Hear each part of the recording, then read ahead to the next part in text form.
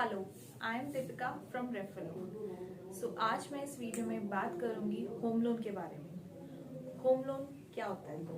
Home loan जिस किसी customer को एक नया घर खरीदने के लिए फंड्स की रिक्वायरमेंट होती है उसे हम होम लोन कहते हैं। उस घर को लेने के लिए उसे बैंक से लोन की रिक्वायरमेंट पड़ती है, तो वो हम करवाएंगे।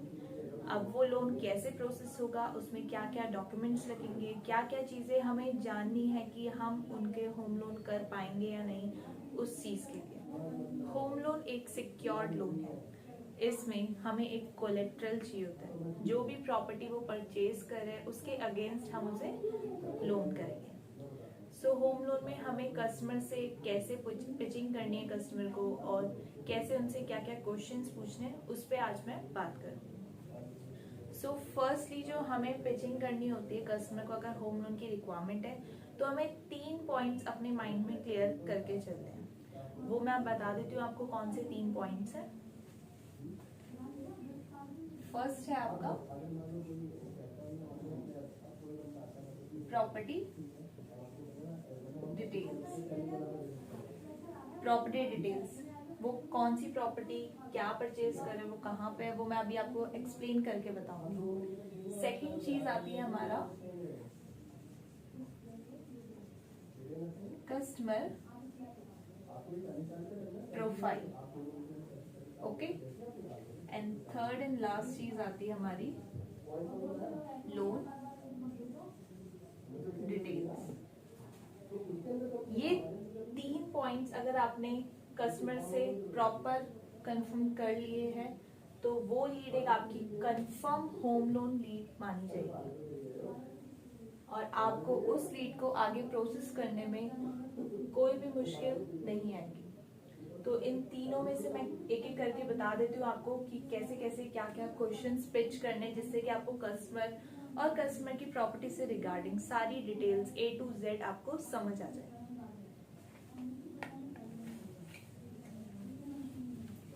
फर्स्ट बात करेंगे हम प्रॉपर्टी डिटेल्स की। अब हमारा कस्टमर अगर होम लोन परचेज कर रहा है, होम लोन ले रहा है, तो उसकी प्रॉपर्टी की डिटेल्स हम फर्स्टली लेंगे। प्रॉपर्टी की डिटेल्स में हमारा आएगा प्रॉपर्टी की लोकेशन, कि प्रॉपर्टी कहाँ की है। सपोज करो कस्टमर हमारा कहता है हमारी प्रॉपर्टी मयूर विहार फेज 1 या फेज 2 की है, और वो प्रॉपर्टी डीडीए की प्रॉपर्टी है, डीडीए के फ्लैट्स है। तो हम ये कस्टमर से कंफर्म करेंगे सर ये प्रॉपर्टी डीडीए की है, वहां की अथॉरिटी से अप्रूव्ड है। अगर प्रॉपर्टी डीडीए की है, डीडीए का मतलब दिल्ली डेवलपमेंट अथॉरिटी, यानी कि वो वहां की अथॉरिटी से अप्रूव प्रॉपर्टी है। अगर कस्टमर फ्लैट परचेज कर रहा है तो हम फ्लैट की डिटेल्स पूछेंगे।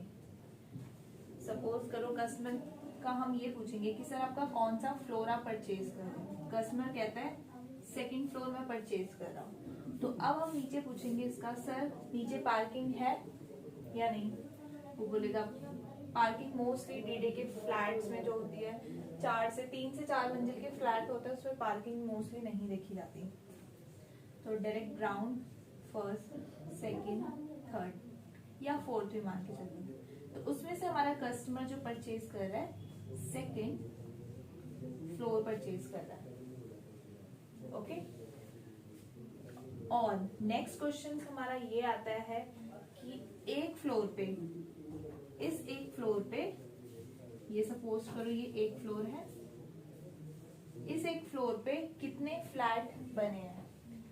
अब एक फ्लोर पे आपने देखा होगा एक फ्लैट भी बनता है जो एंटायर पूरा होता है, ठीक है। एक फ्लोर पे आपका 2 फ्लैट भी बने होते हैं, और एक फ्लोर पे आपका 3 या 3 से 4 मल्टी यूनिट भी बना होता है। तो अगर इसमें एक फ्लोर पे एक फ्लैट बना है तो उसे हम कहेंगे सिंगल यूनिट। अगर एक फ्लोर पे 2 फ्लैट बने हैं उसको हम कहेंगे डुअल यूनिट, एक फ्लोर पे 3 या 3 से ज्यादा फ्लैट बने हुए हैं, 4 फ्लैट बने तो उसको हम आएंगे मल्टी यूनिट। ओके, अब इसमें जो एक एंटायर प्रॉपर्टी है उसमें एक फ्लोर पे एक ही फ्लैट बना हुआ है, उसमें एक ही कॉमन स्टेयर्स होंगी। अब जो डुअल यूनिट है और मल्टी यूनिट है, इसमें हमें ये कंफर्म करना है कि इसकी जो स्टेयर्स हैं, अगर 4 फ्लैट बने हैं एक फ्लोर पे, तो उनकी स्टेयर्स एक कॉमन स्टेयर्स है या फिर 2 अलग अलग स्टेयर्स हैं, ये हमें कंफर्म करना है। ठीक है, ये हमारी आ गई एक कस्टमर की प्रॉपर्टी को हमने पूरा जानना है, एग्जैक्टली जो स्ट्रक्चर बना है कस्टमर की प्रॉपर्टी का वो कैसे बना है, तभी हम केस को समझ पाएंगे।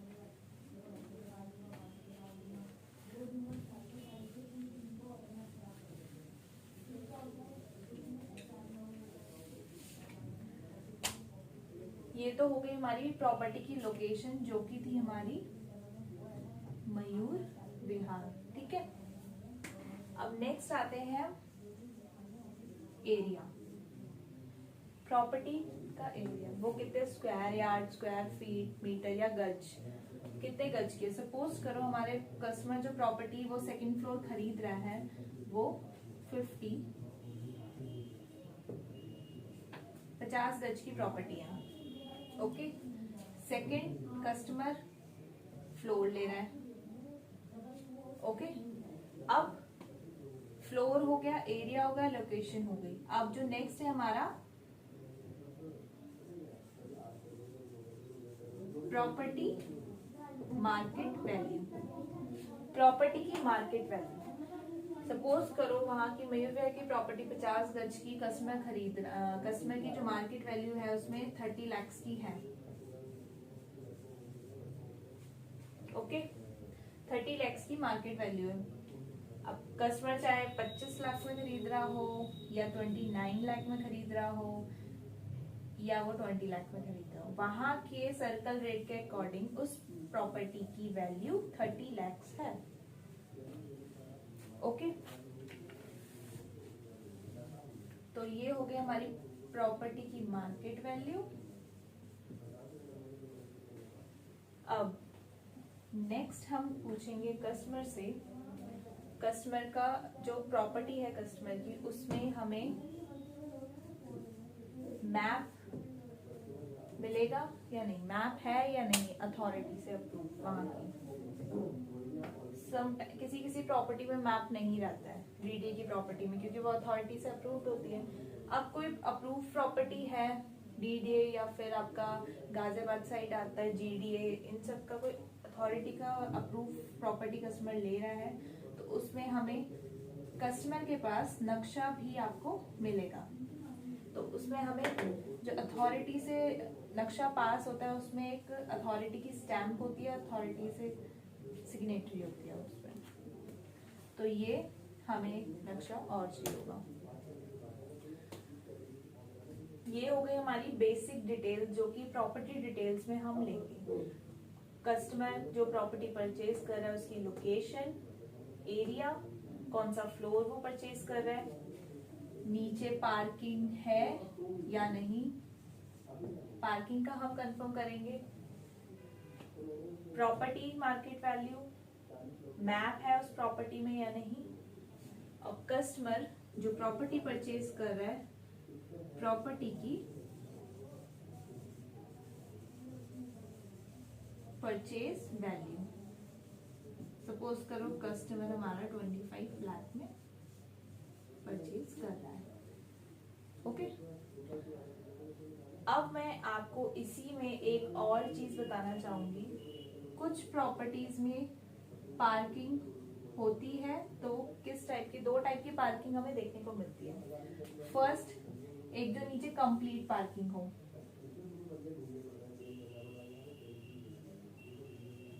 कंप्लीट पार्किंग मतलब वहाँ पे पूरा जो नीचे बना हुआ है वो पूरी कंप्लीट पार्किंग हो। और सेकंड जो आती है वो उसमें आता है कि एक उन्होंने पार्किंग तो दे दी यहाँ पे, और यहीं पे उन्होंने 2 BHK नीचे एक रूम, फ्लैट बाथ और आपका किचन डाल के दे दिया, तो वो कंप्लीट पार्किंग नहीं आएगी उसमें, क्योंकि यहाँ पे बच्चा फ्लैट बना हुआ है। तो इस केस में ऐसा नहीं है कि हम वो केस नहीं करेंगे, इस केस को हम करेंगे, बट इस केस में थोड़ा सा रेट ऑफ इंटरेस्ट इनका, जो होम लोन का रेट ऑफ इंटरेस्ट है उसके अकॉर्डिंगली थोड़ा सा हाई जाएगा, बट हम ये केस करेंगे।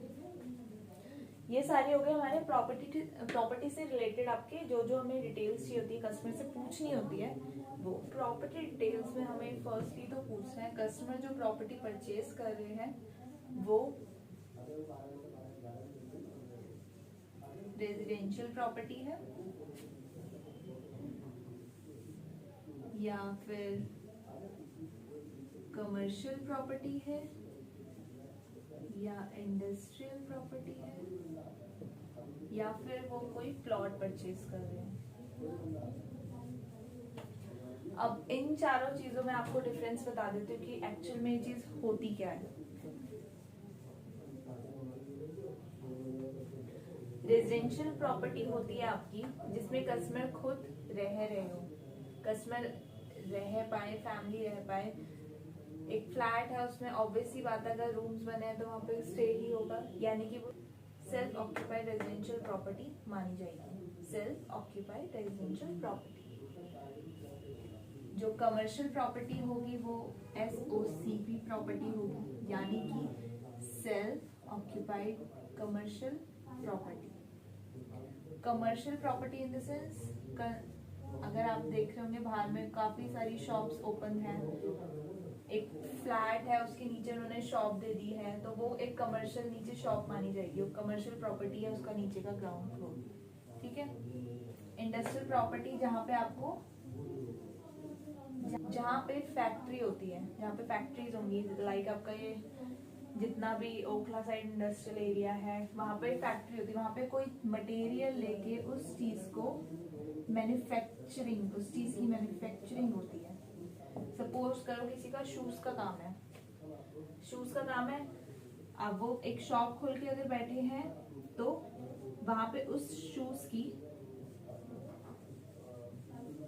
ट्रेडिंग या होलसेल होगी। ठीक है। अब वही शूज अभी वो सिर्फ बेच रहा है, अब वही शूज अगर वही शूज अगर बनते होंगे वो कहाँ, कमर्शियल प्रॉपर्टी में तो बनेंगे नहीं, वो जाएंगे इंडस्ट्रियल प्रॉपर्टी में। ठीक है। जो मैन्युफैक्चरिंग होगी उस शूज की वो इंडस्ट्रियल प्रॉपर्टी में होगी, एक फैक्ट्री के अंदर होगी, एक शॉप के अंदर नहीं, तो इन्हें हम इंडस्ट्रियल प्रॉपर्टी मानते हैं। ये हो गई कमर्शियल, ये हो गई रेजिडेंशियल। अब प्लॉट जैसे कि आप सबको पता होगा, कोई भी प्रॉपर्टी है उसमें एक जस्ट प्लॉट कटा हुआ है, सपोज करिए 100 गज का प्लॉट है, कस्टमर परचेज करते हैं, तो इस केस में भी हम प्लॉट में भी फंडिंग करते हैं, चाहे वो अथॉरिटी से अप्रूव्ड हो, चाहे वो आपका रेगुलाइज कॉलोनी में हो, तो हम ये भी करते हैं। तो ये चारों प्रॉपर्टीज हम करेंगे। फर्स्ट समझा, वो प्रॉपर्टी डिटेल्स पूरी समझ ली। फिर भी आपको कोई डाउट है, कोई क्वेरीज है तो वो आप पूछ सकते हैं।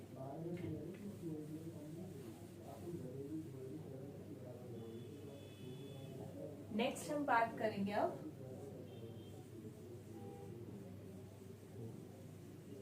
कस्टमर प्रोफाइल की।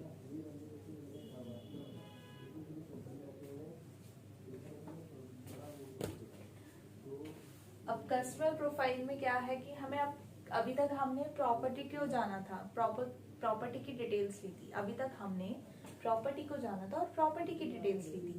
अब हम जो डिटेल्स लेंगे वो कस्टमर से रिलेटेड डिटेल्स होगी। कस्टमर एक्चुअल में हम बाहर देखने जाए तो हमारे 2 टाइप के कस्टमर्स हैं। एक होते हैं हमारे पास सैलरीड कस्टमर, एक होते हैं हमारे पास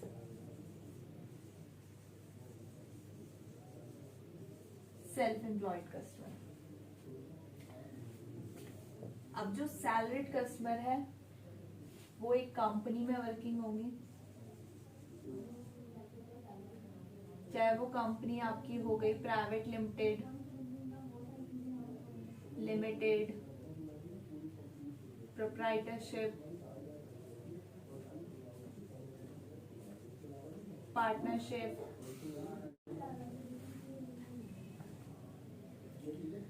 तो जो सैलरीड कस्टमर होगा वो किसी कंपनी में वर्किंग होगा। कंपनी बाहर बहुत सारी कंपनीज हैं like private limited, limited, proprietorship, partnership. इनकी डिटेल्स में मैं आपको अभी बताऊंगी। अब सैलरीड कस्टमर हम कैसे पहचानेंगे कि वो सैलरीड कस्टमर है? वो कंपनी में वर्किंग होगा, उसको एक महीने की एक फिक्स सैलरी हर महीने आ रही होगी, जिससे हम पता करेंगे कि वो सैलरी प्रोफाइल है। अब सैलरी प्रोफाइल का पहले हम ब्रीफ करते हैं सैलरी प्रोफाइल को कि एक्चुअल में हमारे पास अगर कस्टमर आए सैलरी प्रोफाइल का तो हमें उनसे क्या क्या क्वेश्चंस पुट करने, क्या क्या चीजें जाननी है उनके बारे में। तो हम अभी सेल्फ एम्प्लॉयड को रखते हैं साइड। फर्स्ट हम बात करेंगे सैलरी प्रोफाइल के बारे में। अगर कस्टमर सैलरीड हो तो वो किसी कंपनी में वर्किंग होगा, उसमें क्या क्वेश्चंस पुट होंगे?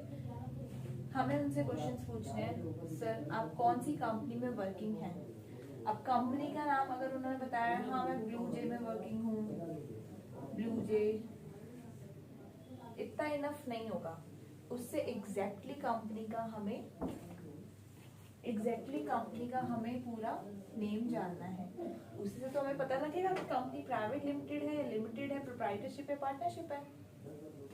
अब सपोज करो कस्टमर बोलता है मैं रेफर लोन प्राइवेट लिमिटेड में वर्किंग हूँ इस कंपनी में। ठीक है, इस कंपनी में हमारा कस्टमर वर्किंग है। नेक्स्ट हमारा क्वेश्चन होगा, सर ये इस कंपनी की लोकेशन कहाँ पे है? अब कंपनी की लोकेशन जो इसका रजिस्टर्ड ऑफिस एड्रेस होगा, सपोज करो इसकी वो ब्रांच लक्ष्मी नगर में है। ओके, ये है रजिस्टर्ड एड्रेस, कस्टमर ने ये बताया। अब हमें उनसे क्रॉस क्वेश्चन क्या करना है, सर ये आपका कंपनी की लोकेशन है, क्या आपकी सिटिंग भी इसी लोकेशन में है? आप भी इसी लोकेशन में बैठते हैं? तब कस्टमर बताएगा, अगर वो इसी लोकेशन में बैठता होगा तो वो यही बताएगा कि हाँ मैं यही लोकेशन में हूँ। अगर वो इस लोकेशन में नहीं बैठता है, क्योंकि आपको ही पता है कंपनीज की अलग अलग ब्रांचेस होती हैं। सपोज करो एक कस्टमर बोलता है नहीं मैं इस ब्रांच में नहीं बैठता, मैं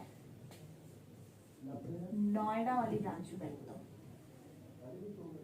ये होगा क्रॉस चेक करना कस्टमर से। अदरवाइज हमारी फाइल पीडी में रिजेक्ट हो सकती है। कैसे? क्योंकि आप फाइल के साथ अटैच करोगे इस एड्रेस की डिटेल्स, जो उसकी पीडी होगी इस एड्रेस पे होगी, पीडी में पता चलेगा वो इस ब्रांच में है ही नहीं, तो पीडी नेगेटिव हो जाएगी। इसीलिए अगर हम स्टार्टिंग में जो हमारी लीड बन रही है वहीं पे हम क्रॉस क्वेश्चन कर दे कि कस्टमर का सिटिंग एड्रेस कहाँ का है, वो यहाँ का है या फिर यहाँ का है, तो हम सेम लोकेशन और एड्रेस आपके एप्लीकेशन फॉर्म में फिल करके देंगे। तो कस्टमर कहता है वो नोएडा लोकेशन में उसकी सिटिंग है, तो हम नोएडा लोकेशन का एकदम कंफर्म एड्रेस कस्टमर से ले लेंगे। नेक्स्ट क्वेश्चन आता है हमारा, कस्टमर इस कंपनी में कितने टाइम से वर्किंग है, उसका इस कंपनी का एक्सपीरियंस। सपोज करो इस कंपनी में कस्टमर को हो गए 3 इयर्स। ठीक है, तो नेक्स्ट हम पूछेंगे इसका टोटल एक्सपीरियंस। इसका पूरा तो इस फील्ड में टोटल एक्सपीरियंस कितना है। सपोज करो कस्टमर कहता है मेरा 15 इयर्स का एक्सपीरियंस है टोटल, बट इस कंपनी में मैं अभी पिछले 3 साल से हूँ। अब इसी को अगर हम ये कर लें कि कस्टमर बोल दें हमें कि हम पूछे कस्टमर से सर इस कंपनी में आपको कितना एक्सपीरियंस है। कस्टमर बोले मुझे इस कंपनी में 8 मंथ्स हुए। 8 मंथ्स हुए यानी कि उसने अभी 8 महीने पहले ही जस्ट रिसेंट ज्वाइन करा इसमें। तो इसमें हमारा क्रॉस क्वेश्चन क्या होगा, सर आप इस कंपनी में पिछले 8 महीने से हैं, तो इससे पहले किस कंपनी में वर्किंग थे या इससे पहले क्या करते थे, ये क्रॉस क्वेश्चन होगा। ठीक है, तो इस सिचुएशन में हमने कस्टमर की जो प्रीवियस कंपनी है प्रीवियस कंपनी की डिटेल्स लेनी है, और वो डिटेल्स क्या होगी? प्रीवियस कंपनी की डिटेल्स लेनी है। तो वो डिटेल्स क्या होगी आपकी? कि इस कंपनी में वो पिछले कितने टाइम से वर्किंग था, वर्किंग पीरियड, और इस कंपनी में कस्टमर ने रेजिग्नेशन किस रीजन से दिया? रीजन चाहिए होगा हमें। इफ कस्टमर बोले कि वहां पे और दूसरी चीज हमें पूछनी है कि कस्टमर की प्रीवियस कंपनी में सैलरी कितनी थी।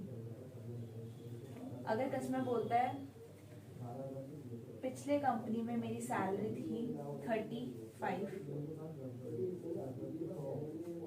35K, okay. और हम अब कस्टमर से पूछेंगे सर इस कंपनी में रेफरलोन प्राइवेट लिमिटेड जहाँ पे आप 8 मंथ से वर्किंग है, इस कंपनी में आपकी सैलरी कितनी है? तो आप कस्टमर बोलेगा 40। अगर सपोज करो कस्टमर 40 बोलता है तो हमारे पास है कि एक रीजन की पिछली कंपनी में उसकी 35 थी, दैट्स व्हाई उसने इस कंपनी में स्विच करा। ठीक है। अब नेक्स्ट रीजन, एक क्वेश्चन हमारे पास क्रॉस चेक ये करना है हमें, जो इसकी प्रीवियस कंपनी थी और इसकी करंट कंपनी है, प्रीवियस कंपनी को छोड़े हुए उसको कितना टाइम हुआ है, इन दोनों के बीच में कोई गैप तो नहीं है ज्यादा। कस्टमर बोलता है मैंने 8 महीने पहले इसमें ज्वाइन करा है, ठीक है, 8 महीने पहले ही मैंने इसमें रिजाइन दिया था, सेम टाइम में कोई गैपिंग नहीं। अब कस्टमर बोले मैंने 8 महीने पहले इस पे कंपनी में ज्वाइन करा है, बट मैं पिछले 2 साल से खाली बैठा था या फिर किसी और कंपनी में वर्किंग था पिछले 2 साल से, बीच में गैप हो गया, कोविड हो गया, तो रिसेंट इसी कंपनी में वर्किंग। ठीक है। तो इस केस में हमारे पास 2 क्वेश्चंस और उठ के आएंगे। एक तो हमें उसका 3 मंथ सैलरी स्लिप का प्रूफ तो मिल जाएगा, बट इस केस में कस्टमर का हमें 1 ईयर की bank statement, salary account bank statement नहीं मिल पाएगी, क्योंकि उसको इस कंपनी में 8 मंथ हुए। ओके। बट इस कंपनी में अगर कस्टमर को 8 मंथ हुए हैं और उसके अलावा भी कोई सेविंग अकाउंट यूज करे तो हम उसकी 1 ईयर की स्टेटमेंट लेंगे केस बनाने के लिए। तो केस कोई भी छोड़ना नहीं है, सारे केस हम करने हैं, सारे सॉल्यूशन हमारे पास हैं। हम आपको ब्रीफ करेंगे कि केस कैसे निकलेंगे और एग्जैक्टली कहाँ पे पंच होंगे। तो ये थी हमारी कस्टमर जो सैलरीड पर्सन है उससे रिलेटेड अभी इनकम की डिटेल्स ली है हमने, कंपनी और इनकम डिटेल्स ली है। नेक्स्ट जो हमें डिटेल्स लेनी है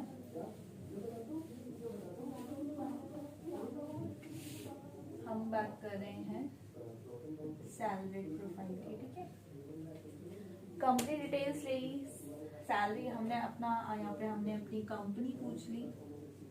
कंपनी क्या थी हमारी? रेफरलोन प्राइवेट लिमिटेड। ओके। इसमें एक्सपीरियंस पूछ लिया कंपनी का, कस्टमर ने जो बताया था 3 ईयर का। इसमें हमने टोटल एक्सपीरियंस पूछ लिया 15 ईयर का। इसमें हमने कस्टमर की सैलरी पूछ ली 40K। अब कस्टमर से जो चेक करना है हमें क्वेश्चन, जो इसकी 40K सैलरी आ रही है कस्टमर की, सैलरी स्लिप अगर हम देखें तो उसमें सैलरी दिखती है हमें, एक ग्रॉस सैलरी दिखती है और एक नेट पे दिखती है। नेट पे कितनी आ रही है? सपोज करो इसकी 40K है, कस्टमर कहता है इन हैंड इनको 40K मिलती है, तो यानी कि उसकी नेट सैलरी जो होगी 40K होगी। ओके। इससे ऊपर अब तो इसकी ग्रॉस सैलरी क्या होगी, अप्रॉक्स मान के चलो अगर इसकी 57 भी आ रही है, ठीक है, 57 इसकी ग्रॉस आ रही है, इसके जो डिडक्शन के बाद, डिडक्शन क्या होगा, उसका पीएफ भी कट रहा होगा, उसका कोई मेडिकल इंश्योरेंस भी कट रहा होगा, लाइफ इंश्योरेंस भी होगा कंपनी से, ये सारे कटाने, सारे ये डिडक्शंस होने के बाद जो उसका हाथ में इन हैंड जो उसके अकाउंट में पेमेंट आती है वो 40 की आती है। तो हम वो 57 वाली सैलरी नहीं उठाएंगे, इससे हम लोन नहीं बनाएंगे, हम उठाएंगे इसकी 40K सैलरी, जिसकी 40,000 सैलरी है, जो अकाउंट पे हमें शो हो रही है हर महीने 40,000 सैलरी आ रही है, हम इसके ऊपर उसका लोन बना के देंगे। Got it?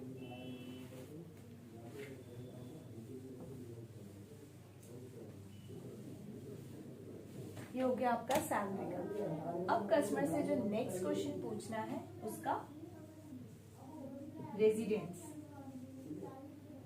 की डिटेल्स पूछनी। कस्टमर से हमें पूछना है कि कस्टमर कहाँ पे उसका करंट रेजिडेंस है। करंट कस्टमर अभी लास्ट कहाँ बताया था, नोएडा में इसकी कंपनी है, नोएडा में वर्किंग है। तो सपोज करो कस्टमर कहता है मैं नोएडा में ही रेंट पे रहता हूँ, तो यहाँ पे हमारा करंट एड्रेस हो गया नोएडा, सपोज करो सेक्टर 2, और कस्टमर जो बता रहे हैं वो रेंटेड बता रहे हैं आपको। इस केस में हमारा इसका फॉर्म पे जो फिलअप होके जाएगा, एक तो करंट एड्रेस जाएगा नोएडा का, और इसमें एक हम उठाएंगे परमानेंट एड्रेस। कस्टमर अभी यहाँ पे रेंट पे रह रहा है, बट उसका कहीं अपना घर तो होगा, दिल्ली में नहीं, नोएडा में नहीं, दिल्ली से बाहर कहीं यूपी या फिर आपका जयपुर या फिर राजस्थान, कहीं तो उसका अपना घर होगा। तो उसमें हम परमानेंट एड्रेस में उनका वो एड्रेस फिल कर देंगे। ठीक है, अब ये हो गया हमारा रेजिडेंस की डिटेल्स सैलरी प्रोफाइल में, और ये हमारा पूरा कंप्लीट हो चुका है सैलरी प्रोफाइल की डिटेल्स। हमें सैलरी प्रोफाइल से क्या क्या क्वेश्चंस पुट करने हैं, उनका कंपनी जाननी है, कंपनी डिटेल्स, उनका एक्सपीरियंस, उनका टोटल एक्सपीरियंस, और उनकी सैलरी जो कि हमें चाहिए नेट पे कितनी आ रही है वो,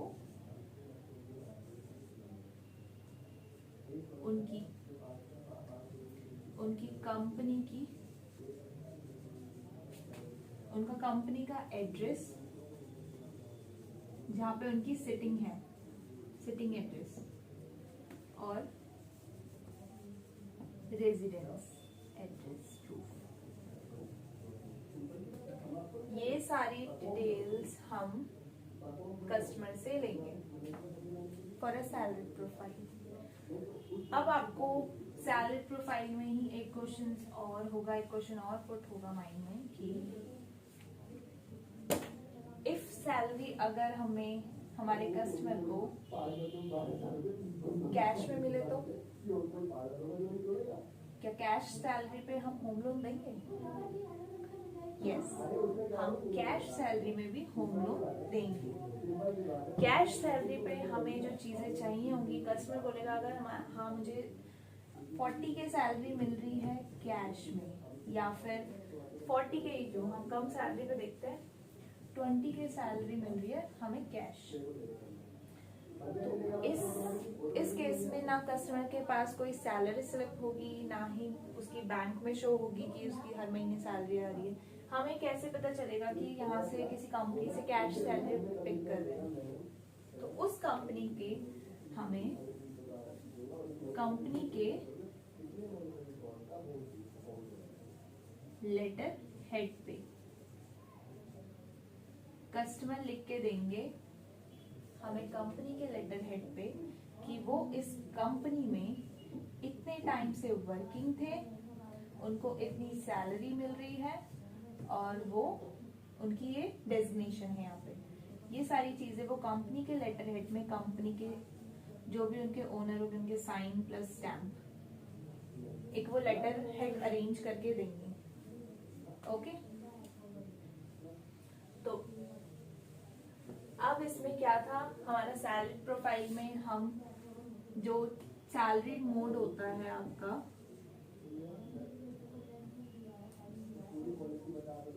सैलरी मोड हम होम लोन में कंसीडर करते हैं सैलरी जो आपकी अकाउंट में क्रेडिट हो रही हो, अकाउंट क्रेडिट,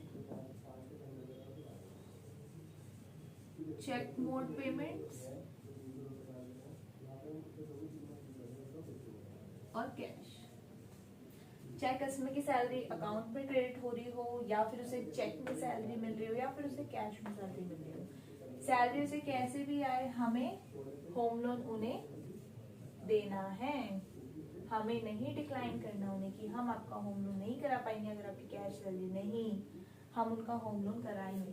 कैश सैलरी में हम होम लोन करते हैं। तो ये हो गया सैलरी प्रोफाइल। ओके, अब जो नेक्स्ट है हमारे पास आता है हमारी profile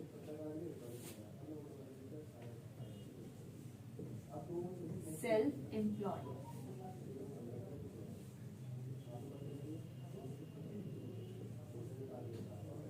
self employed, self employed. अब सेल्फ एम्प्लॉयड होता क्या है, पहले तो ये जान लेते हैं। सेल्फ एम्प्लॉयड कोई कस्टमर है, वो अपना कोई बिजनेस कर रहा है। कोई सेल्फ एम्प्लॉयड है और कस्टमर अपना किसी चीज का बिजनेस रन कर रहे हैं, अपना खुद का। सपोज करो एक शॉप है,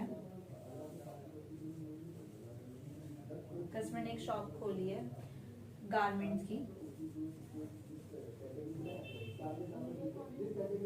गारमेंट्स की शॉप खोली है, ठीक है। वो यहाँ पे जो उनके कपड़े होंगे वो यहाँ पे सेल कर रहा होगा, बेच रहा होगा, ट्रेडिंग कर रहा होगा, ट्रेडिंग कहते हैं, ट्रेडिंग कर रहा होगा,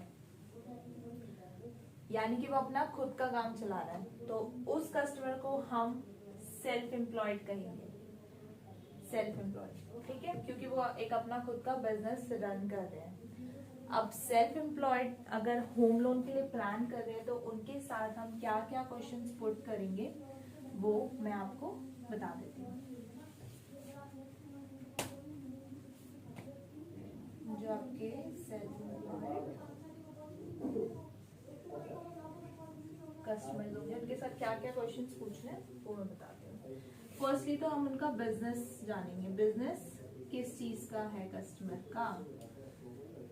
कस्टमर कहता है फॉर एग्जाम्पल हम लेते हैं कस्टमर का गारमेंट्स का बिजनेस है, गारमेंट्स का बिजनेस है। गारमेंट्स के बिजनेस में अब हम पूछेंगे कस्टमर से कि वो गारमेंट्स का बिजनेस कर तो रहे हैं बट उसमें गारमेंट्स में करते क्या है, क्या वो गारमेंट्स की ट्रेडिंग कर रहे हैं या फिर वो गारमेंट्स की मैन्युफैक्चरिंग कर रहे हैं या फिर वो होलसेल रिटेल या कुछ भी कर रहे हैं। पहले हम ये चीज पूछेंगे। या फिर एक थर्ड आता है आपका सर्विस प्रोवाइडर, जो मतलब जो लोग अपनी सर्विस प्रोवाइड करवाते हैं।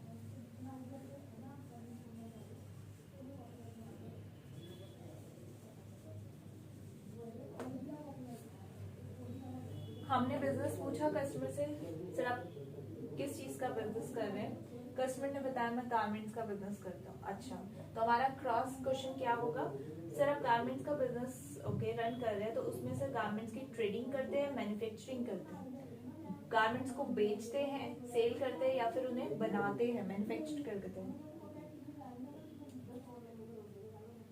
हम पूछेंगे गारमेंट्स को वो बनाते हैं, सेल करते हैं, क्या करते हैं, ठीक है। तो कस्टमर सपोज करो कस्टमर बोले हाँ मेरा गारमेंट्स का ट्रेडिंग का काम है, ट्रेडिंग। यहाँ पे हमारा क्वेश्चन क्लियर हुआ। तो कस्टमर का जो गारमेंट्स का काम है उसकी वो ट्रेडिंग कर रहा है, ठीक है। अब हम पूछेंगे कस्टमर जो बिजनेस रन कर रहे हैं वो कितने टाइम से रन कर रहे हैं, कितना टाइम हो गया उनको इस बिजनेस में। सपोज करो कस्टमर बोले मैं तो बहुत पुराना बिजनेस है, 20-25 साल हो गए, तो हम वो पूछेंगे, यानी कि वो 25 ईयर से इस बिजनेस को रन कर रहे हैं, ठीक है।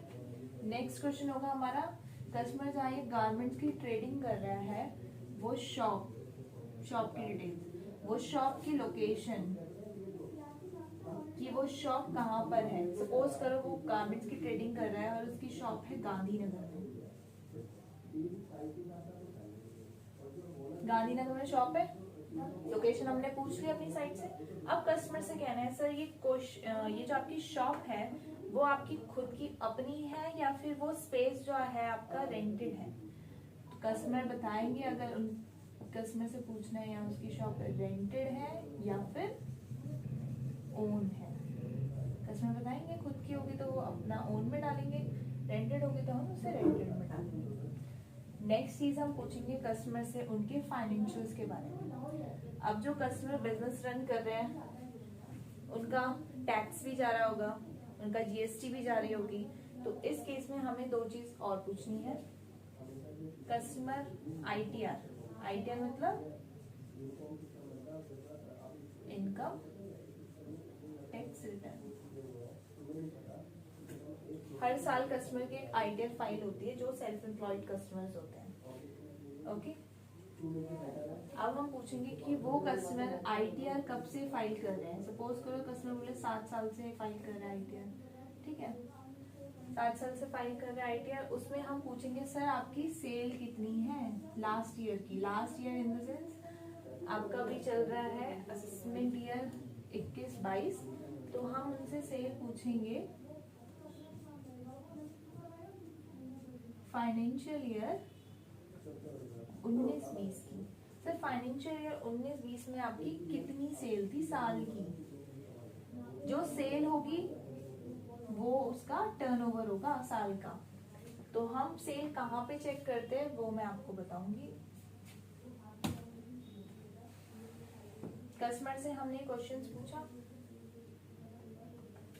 कस्टमर से पूछ रहे हैं कि उसकी सेल कितनी रही होगी लास्ट ईयर में। तो सपोज करो हमारा कस्टमर कहता है मेरी जो सेल थी लास्ट आपकी 2 करोड़ की थी। अब यहाँ पे हमने कस्टमर से पूछ लिया उनके आईटीआर के बारे में। वो 7 साल से आईटीआर फाइल कर रहे हैं, उनकी जो लास्ट ईयर की सेल रही है, टर्नओवर रहा है वो 2 करोड़ का रहा है, ठीक है।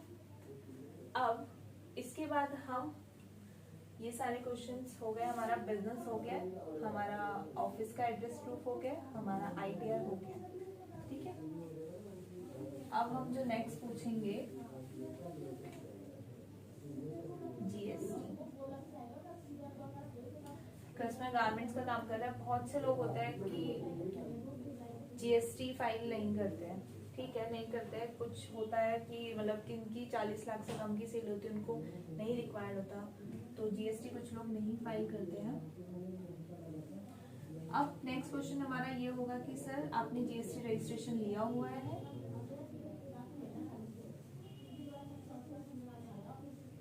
Registration, okay. जीएसटी रजिस्ट्रेशन अगर कस्टमर का हुआ है तो वो हर महीने रिटर्न फाइल भी कर लेंगे। हर महीने एक रिटर्न जाती है जीएसटी की कि उनकी हर महीने की कितनी कितनी सेल्स है। तो वो जो हमें सेल चाहिए होती है लास्ट 12 मंथ्स की चाहिए होती है, जिससे कि हम उनकी सेल कैलकुलेट कर सकते हैं। ये हो गया जीएसटी। और लास्ट हमें पूछना है उनका सेकेंड लास्ट हमें पूछना है उनका रेजिडेंस। जैसे कि हमने सैलरी में पूछा था, रेजिडेंस की लोकेशन कहाँ पे उनका रेजिडेंस है, रेंटेड है या फिर उनका खुद का अपना घर है। लास्ट हमें जो पूछना होता है कि सर आप अगर कस्टमर जीएसटी फाइल कर रहा है तो उसके पास करंट अकाउंट भी होगा। अगर कस्टमर जीएसटी फाइल कर रहा है तो उसके पास करंट अकाउंट भी होगा। अगर वो फाइल नहीं कर रहे तो वो जो अपनी सारी बिजनेस की ट्रांजेक्शन्स होंगे वो उनके सेविंग अकाउंट में करेंगे। तो हमें 1 साल का अगर करंट अकाउंट है तो 1 साल का करंट अकाउंट चाहिए होगा, नहीं तो अगर सेविंग अकाउंट है तो 1 साल का सेविंग अकाउंट।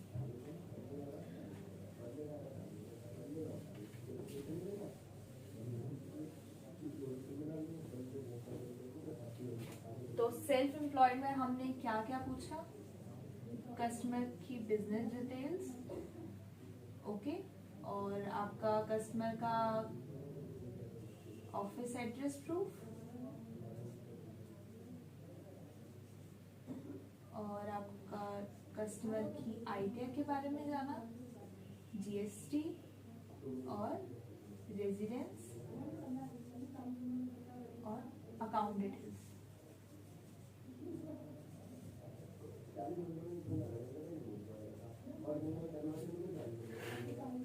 ये जाना।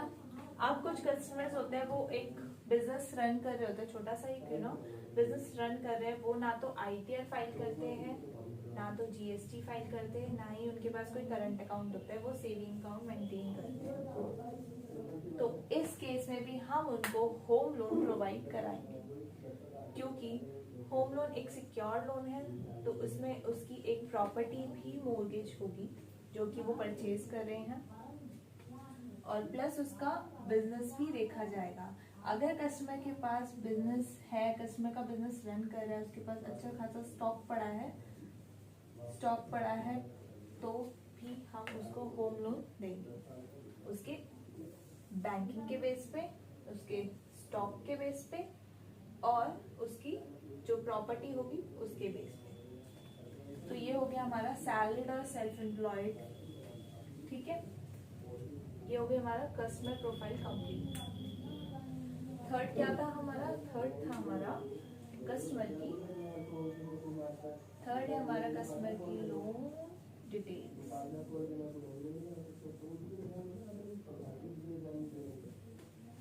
अब कस्टमर के लोन डिटेल्स में हमें क्या क्या पूछना है? कस्टमर का अभी एज ऑन डेट कितने लोन रनिंग पे हैं। सपोज करो एग्जाम्पल के लिए कस्टमर बोले मेरे 4-5 लोन रनिंग पे हैं, तो उनसे हम क्या क्या चीज पूछेंगे उन लोन डिटेल्स में? किस बैंक से चल रहा है कस्टमर का loan, bank name, loan amount, monthly EMI, loan tenure, और कितनी ईएमआई उनकी पेड है और कितनी पेंडिंग है। लोन डिटेल में हम ये डिटेल्स पूछेंगे। सपोज करो कस्टमर बोलता है मेरा एक लोन चल रहा है HDFC से, इसमें हम प्रोडक्ट भी पूछेंगे कि कौन सा लोन चल रहा है। सपोज करो कस्टमर बोलता है मेरा एक HDFC से लोन चल रहा है, हम उससे क्रॉस क्वेश्चन पूछेंगे सर कौन सा लोन चल रहा है आपका, home loan, personal loan, business loan, कौन सा। कस्टमर प्रोडक्ट बताएगा बिजनेस लोन। ठीक है सर, अमाउंट बताइए कितने का चल रहा है? 5 लाख का। सर उसकी महीने की EMI कितनी जा रही है? अप्रॉक्स आपकी 17,000। उसका टेन्योर कितना है? 3 ईयर। कितनी EMI जा चुकी है, कितना पेंडिंग है आपका? मेरी 12 EMI जा चुकी है, 24 EMI पेंडिंग है। तो ये ऐसे लेनी हमें लोन डिटेल्स। नेक्स्ट कस्टमर बोले मेरा एक और लोन चल रहा है, तो ऐसी ही सारे लोन्स की डिटेल्स लिखनी है। नेक्स्ट क्वेश्चन होगा हमारा, सर कोई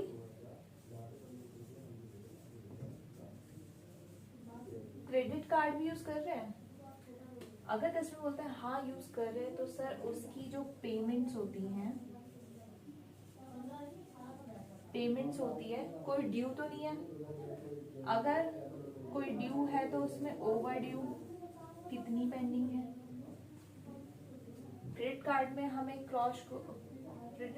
हमें क्रॉस क्वेश्चन जरूर पुट करना है कि सर अगर आप क्रेडिट कार्ड यूज कर रहे हैं तो पेमेंट उसकी टाइमली हो रही है या नहीं, जो लोन की आप EMI दे रहे हैं वो हर महीने EMI जारी है या नहीं, ये क्रॉस क्वेश्चन हम पूछेंगे। इसमें हमें क्या पता चलता है कस्टमर की प्रीवियस उसकी हिस्ट्री के बारे में, उसकी लोन हिस्ट्री के बारे में पता चलता है कि वो स्टार्टिंग से अपने जितने भी लोन चलाता आ रहा है उनकी EMI टाइमली पे कर रहे हैं या नहीं, सारे ड्यू क्लियर है या नहीं।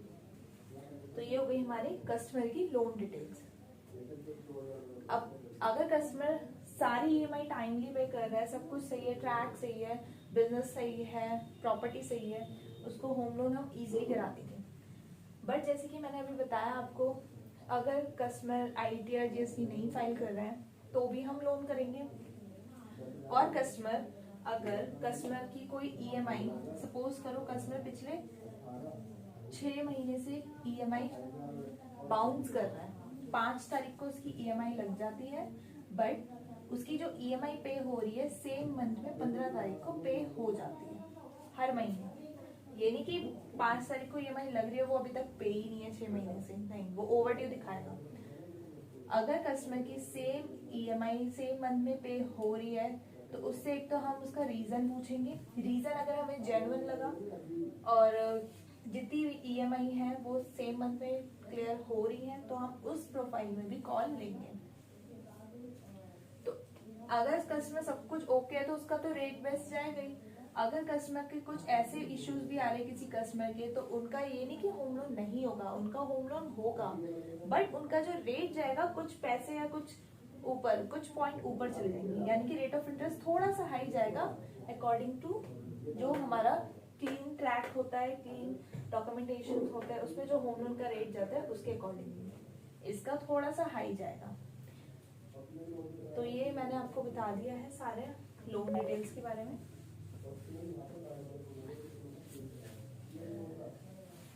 सो होम लोन में हमने बात करी कि हमें 3 पॉइंट अपनी लीड में कंफर्म करने हैं। फर्स्ट जो कॉल जाएगी इस लीड में, प्रॉपर्टी डिटेल, आपका कस्टमर प्रोफाइल,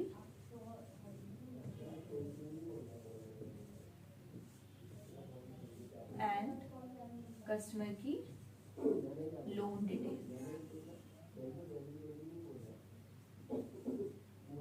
ये 3 चीज अगर आपने क्लियर कर ली अपनी कॉल पे तो वो आपकी एक जेन्युइन लीड, एक फ्रूटफुल लीड मानी जाएगी। ये 3 क्वेश्चंस थे। ये होम लोन था, इसकी मैंने आपको ब्रीफ कर दिया। ये चीज, एक लीड अगर आपकी होम लोन की लीड ऑन कॉल निकलती है तो उस पर कैसे बात करनी है, वो क्या क्या क्वेश्चंस पूछने हैं कस्टमर से, क्रॉस क्वेश्चन क्या करने हैं, वो मैंने आपको बता दिया। अब मैं आपको बता देती हूँ कि हमारा जो होम लोन है हम कैसे करते हैं। होम लोन में हमारे पास जो बैंक्स है, banks plus NBFCs, more than 175 plus banks plus NBFCs है हमारे पास।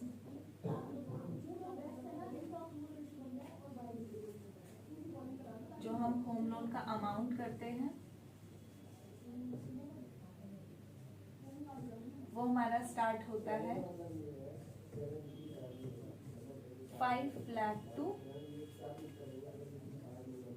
No limit. 5 लाख से हमारा लोन स्टार्ट होता है, होम लोन। 5 लाख के आगे कस्टमर को 10 लाख की रिक्वायरमेंट है, 50 लाख की रिक्वायरमेंट है, 1 करोड़ की रिक्वायरमेंट है, आपकी 2, 3, 4, 5, 10 करोड़ की रिक्वायरमेंट है। अगर वो अपनी प्रोफाइल के अकॉर्डिंगली एलिजिबल होगा तो उसका लोन हम करवाएंगे।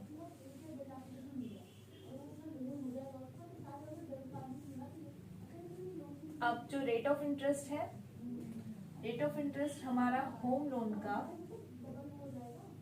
6.40 से 7% फॉर अप्रूव्ड प्रॉपर्टी, जिनके पास मैप हो या फिर वो उनके वहां की अथॉरिटी से अप्रूव्ड हो, उस पे हम ये रेट देंगे होम लोन का। अब जिनके पास सिर्फ रजिस्ट्री हो, इसके बारे में मैं आपको आगे बताऊंगी कि हमारे पास क्या क्या प्रॉपर्टीज हम डील करते हैं। ये अप्रूव प्रॉपर्टी का मैंने आपको होम लोन का रेट बताया है, और लोन का जो टेन्योर होगा वो कितने साल के लिए होगा, वो होम लोन होगा हमारा 15 से 20 साल, 30 साल भी होता है, वो डिपेंड करता है केस टू केस। ये मैंने आपको बता दिए बेसिक डिटेल्स।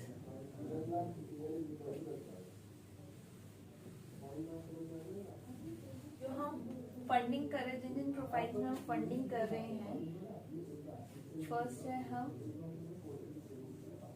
ज्वेलर्स प्रोफाइल, जो कि आज के टाइम पे कोई भी बैंक या एनबीएफसी उन्हें फंड नहीं कर रही है, तो हम भी उन्हें फंड कर रहे हैं, हम उन्हें फंड कर रहे हैं। चाहे हो गई है वो builder profile, gem, advocate, policeman, हमारा DA से प्रोफाइल डायरेक्ट सेल्स एजेंट्स जो होते हैं, और M प्रोफाइल।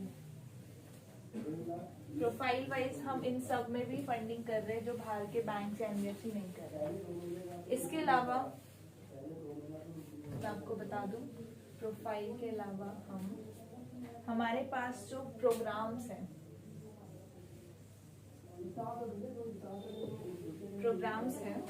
हमारे पास प्रोग्राम है LTR programme.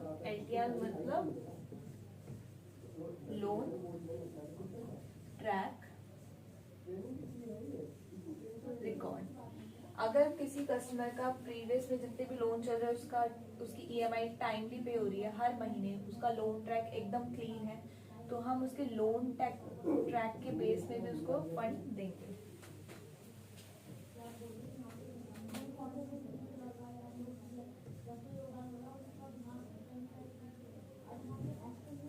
Banking surrogate, customer ITR file कर रहा है, उसमें इनकम इतनी नहीं शो कर रहा है, बट उसकी बैंकिंग में अच्छा खासा बैलेंस वो मेंटेन कर रहा है, तो इसमें हम बैंकिंग सरोगेट में भी उसका केस बनाएंगे।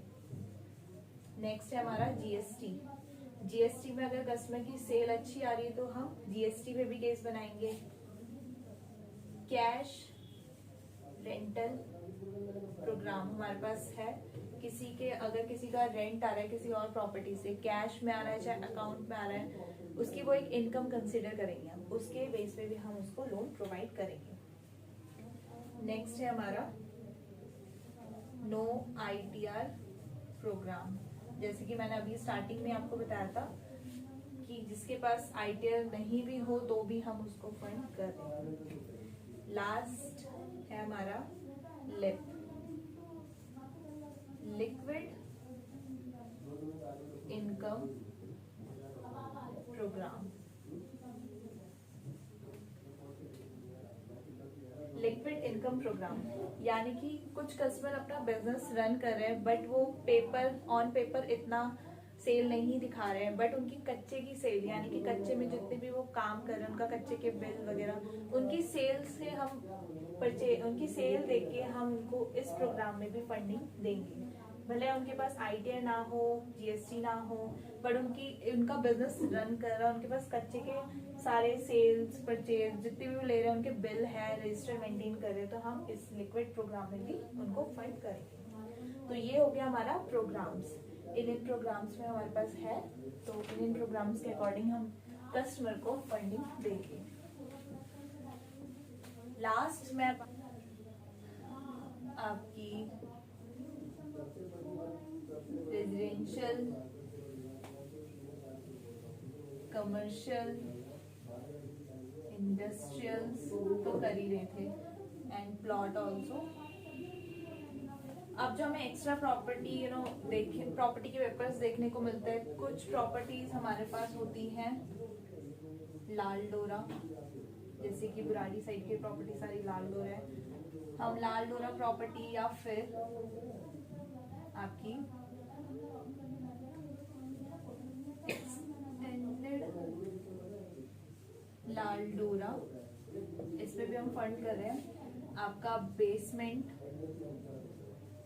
सिंगल बेसमेंट हो या फिर बेसमेंट प्लस ग्राउंड या फर्स्ट फ्लोर हो, वो भी हम कर रहे हैं। आपकी खसरा खतौनी की प्रॉपर्टीज में भी हम फंड कर रहे हैं।